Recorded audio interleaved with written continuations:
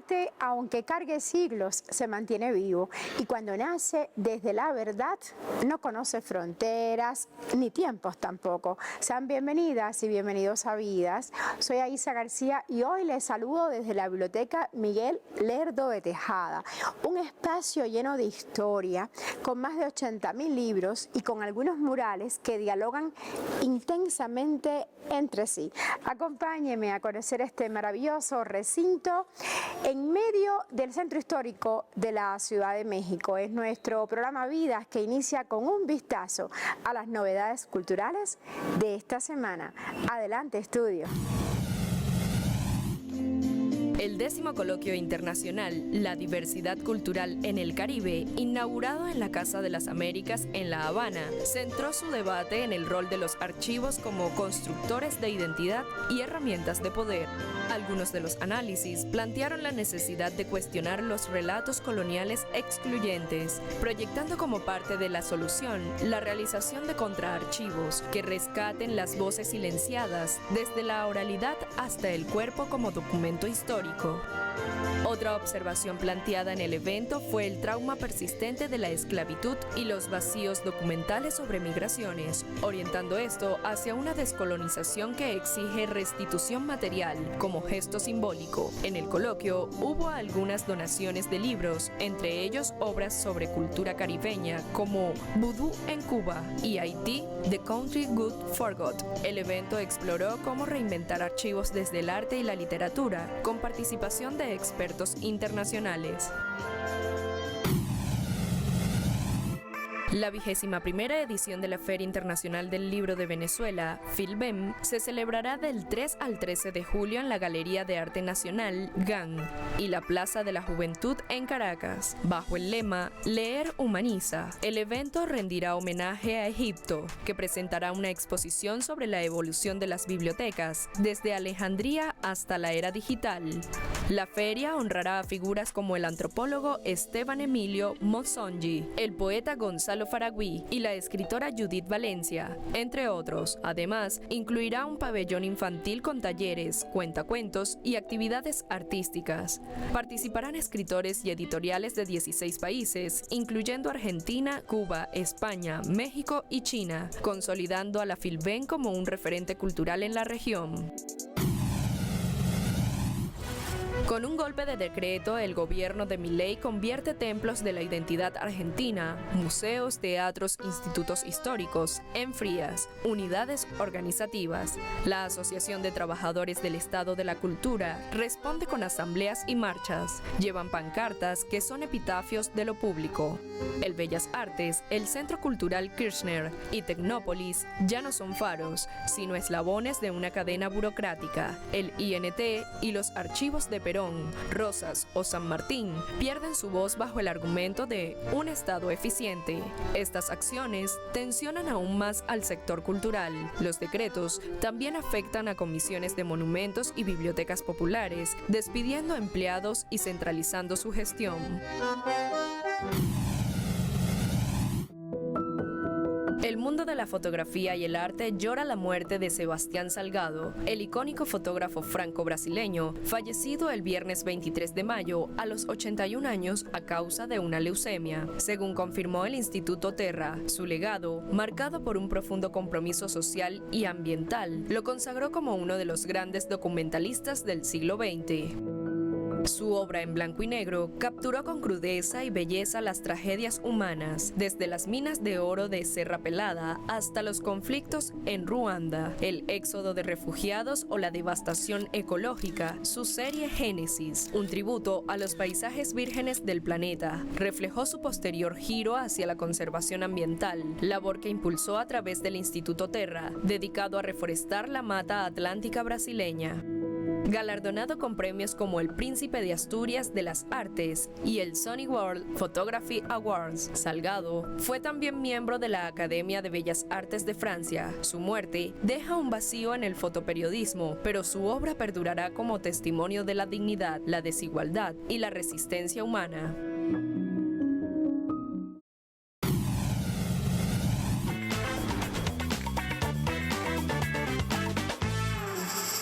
Entre libros nos encontramos aquí en la Biblioteca Lerdo de Tejada y hoy vamos a recomendar libros como cada semana. Decía el escritor mexicano Carlos Monsiváis que el desgaste del idioma público se debe al distanciamiento con la poesía. En Vidas creemos que leer también es una forma de emancipación. De ahí la importancia que le damos a las recomendaciones literarias en este espacio. Hoy vamos a compartirles dos títulos del Fondo de Cultura Económica. El primero se titula Orquídeas de Petróleo y es de Fernanda Ballesteros. Bueno, se trata de un poemario breve que reflexiona sobre el duelo, la herencia y la memoria familiar. Un temazo. También le vamos a recomendar Angustia de Graciliano Ramos y esta es una novela sobre la derrota de un idealista enfrentado a un mundo hostil y desalmado que busca arrebatarle a su mujer ideal. Sus recomendaciones o comentarios sobre estos dos volúmenes son súper bienvenidas en nuestras redes sociales. Tome nota, la cuenta tanto en Instagram como en X es @vidastelesur. También usted puede enviar sus comentarios a mi cuenta en Telesur, que es @AisaTelesur. Nos vamos a una pausa, pero en breve regresamos con más de Vidas.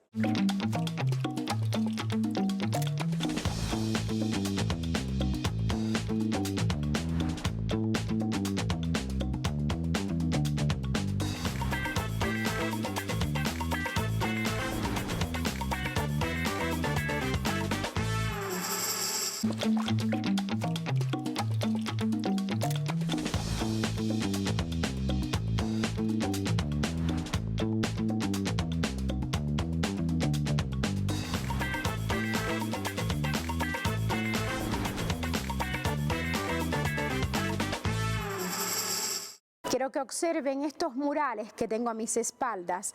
Todos son obra de Vladimir Viktorovich Kivalchich-Rusakov, mejor conocido como Vladi.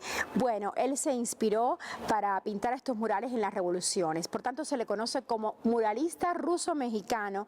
Él dejó su huella en el arte, reivindicando el muralismo en los 2000 metros cuadrados de la Biblioteca Lerdo de Tejada de la Ciudad de México. Así que hoy en Vidas nos enorgullece compartir el legado de artistas de todo el mundo, empezando por Vladi y bueno, terminando con Pablo de la Barra, uno de los directores latinoamericanos más destacados. Pablo nació en Santiago de Chile, pero radica en Venezuela. Y yo quiero que ustedes conozcan un poco más de su historia.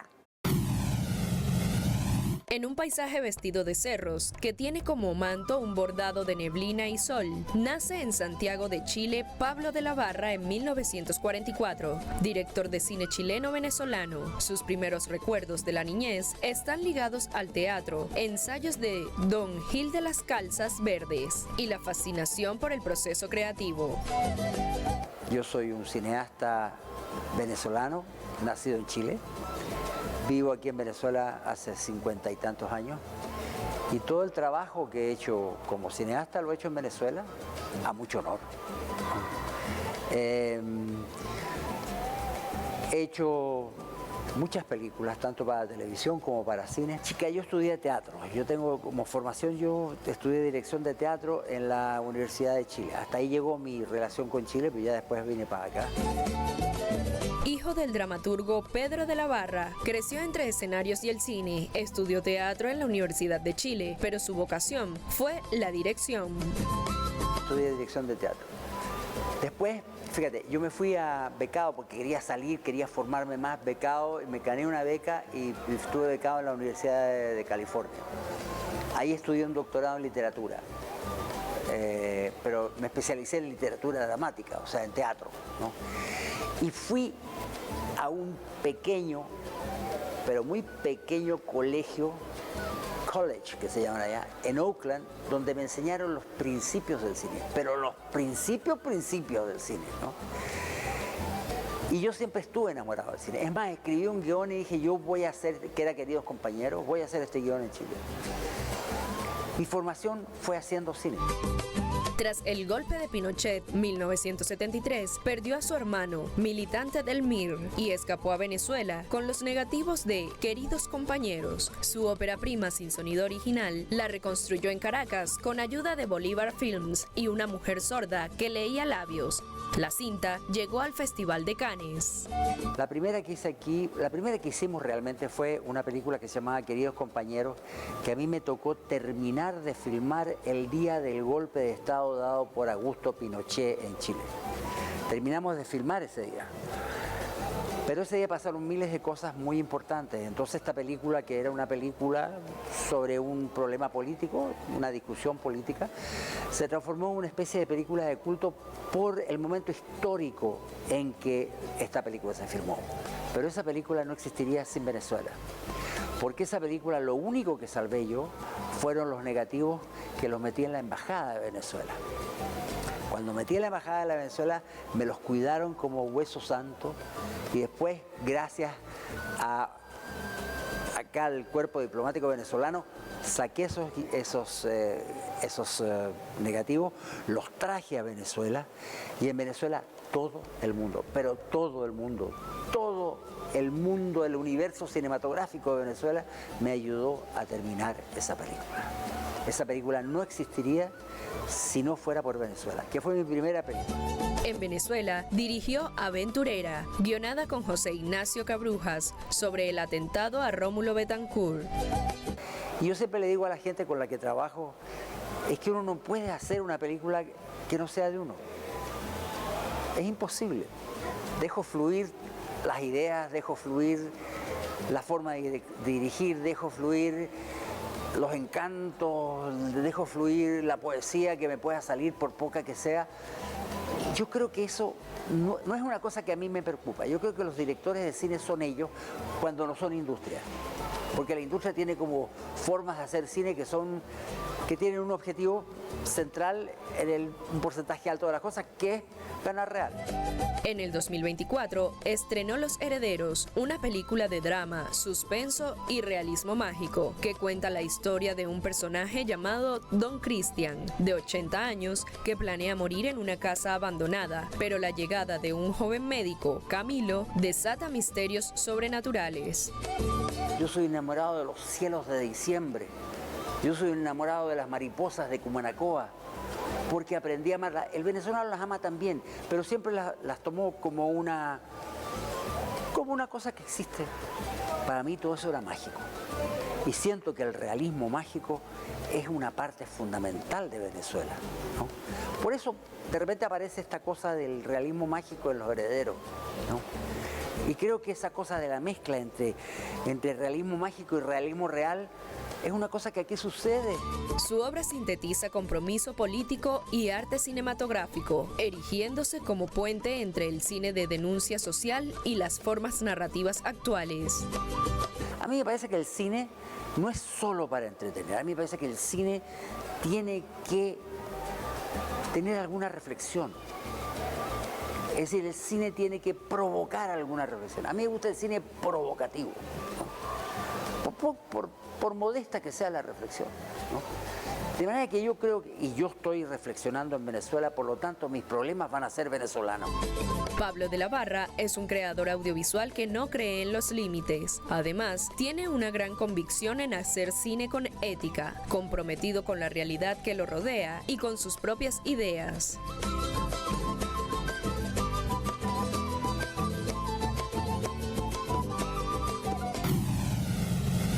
Entre 1972 y 1982, Vladi, como se le conoce al pintor ruso Vladimir Viktorovich Kivalchich-Rusakov, plasmó su arte en los murales de este impresionante recinto bibliográfico. Disfruten nomás de lo que tengo a mis espaldas. Y bueno, la mayoría de sus frescos fueron pintados sobre piedra, ojo, aprovechando la textura del lugar como base pictórica. Hoy en día el muralismo mexicano mexicano se considera dividido en dos grandes corrientes, la de Orozco, Siqueiros y Diego Rivera, y por otro lado la de Vladi, el pintor ruso mexicano. Ahora vamos a una pausa, envíenos sus impresiones a nuestra cuenta en redes sociales, tome nota, @vidastelesur, también envíelas a mi cuenta @aisatelesur. Ya volvemos.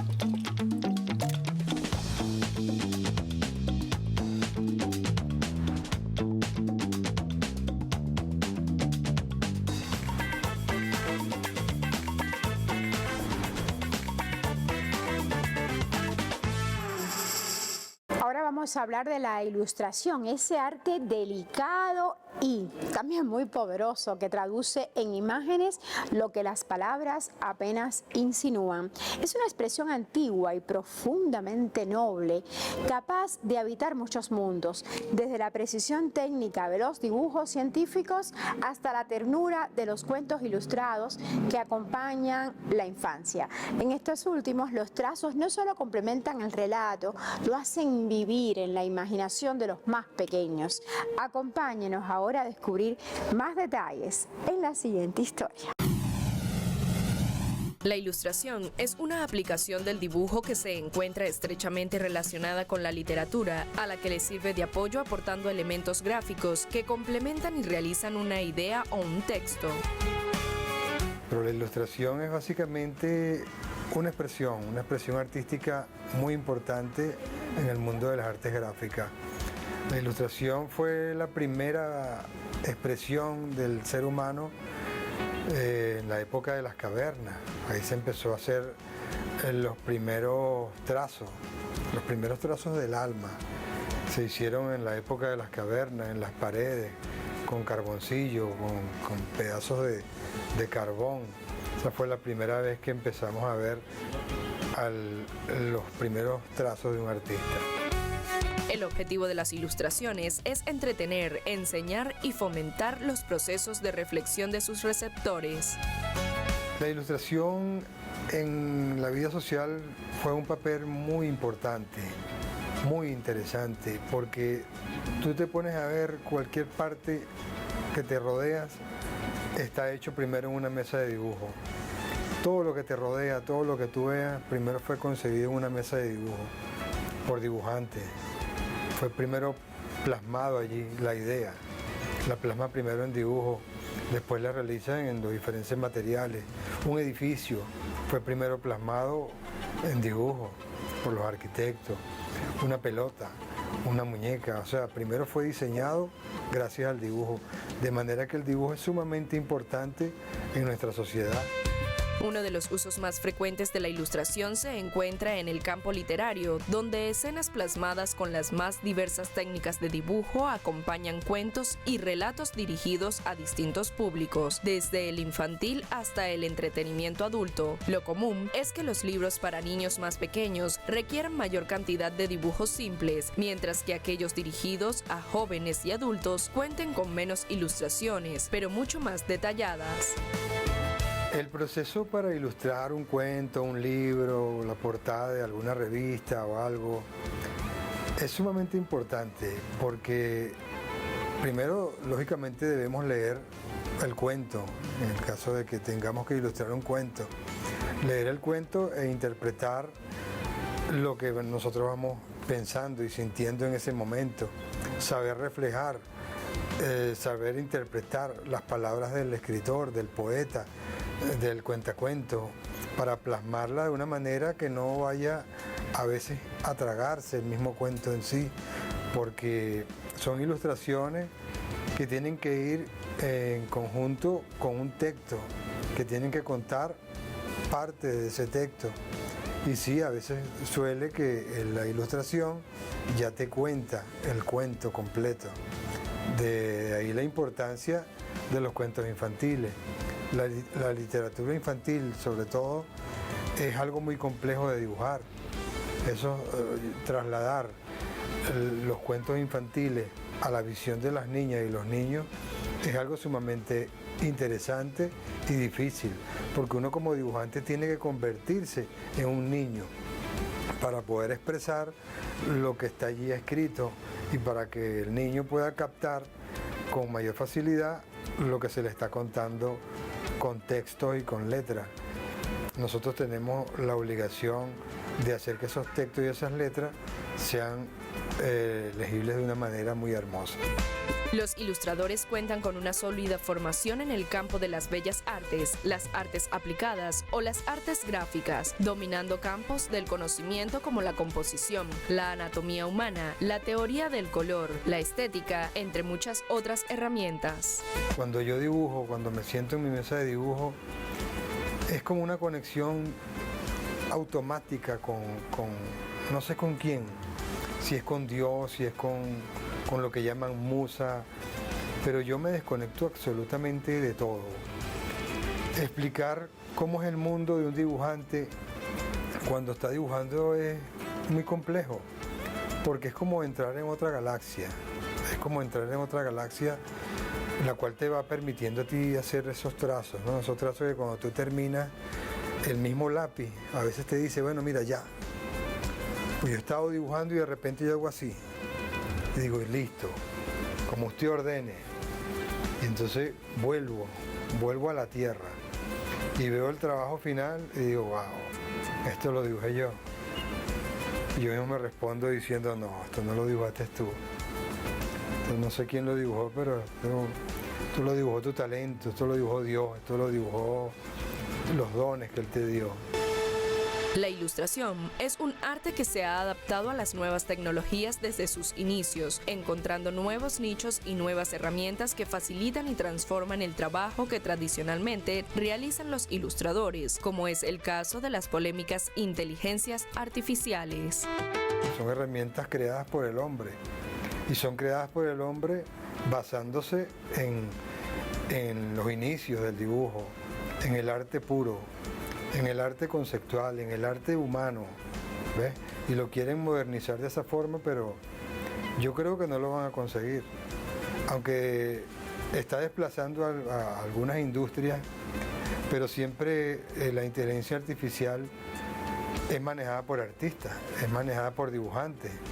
Hay que tener esos conocimientos, porque cuando se emplea en otras manos que no tienen esos conocimientos artístico, resulta un mal trabajo, y eso perjudica no solamente a la propia inteligencia artificial, sino al arte, a los artistas, a los dibujantes, porque van acostumbrando a la sociedad a ver cosas malas simplemente por lo barato.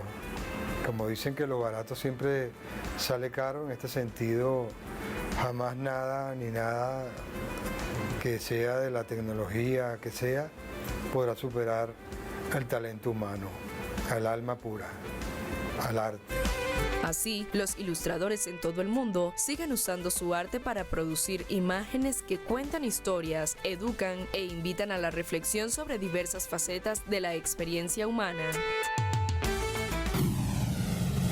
Estamos por despedirnos, pero antes yo quiero agradecer a la dirección de la Biblioteca Lerdo de Tejada, donde estamos, y a la Secretaría de Hacienda y Crédito Público de México, que es la encargada de conservar este magnífico acervo, por permitirnos presentar vidas desde este maravilloso espacio. Y bueno, les digo, si usted tiene un momentito libre, no dude en visitar este lugar, porque aquí entre libros y murales que cuentan historias fascinantes, de seguro va a encontrar un magnífico refugio para escapar un ratito de la cotidianidad. Yo soy Aisa García y me despido con una canción de cuna, sí, una canción de cuna, y cantada en lengua mapuche, que es el pueblo originario del sur de Chile. La canción se titula Esta Nana y es interpretada por Corina Cariqueo. Les digo que hasta la próxima semana los veo, y recuerde que la sonrisa no se escape de sus labios. Chao. Malimiste miatam majenkameya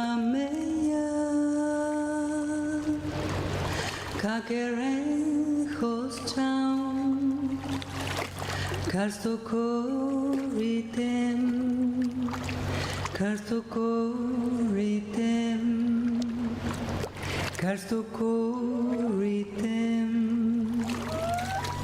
Manimistem yatam, Mashenka.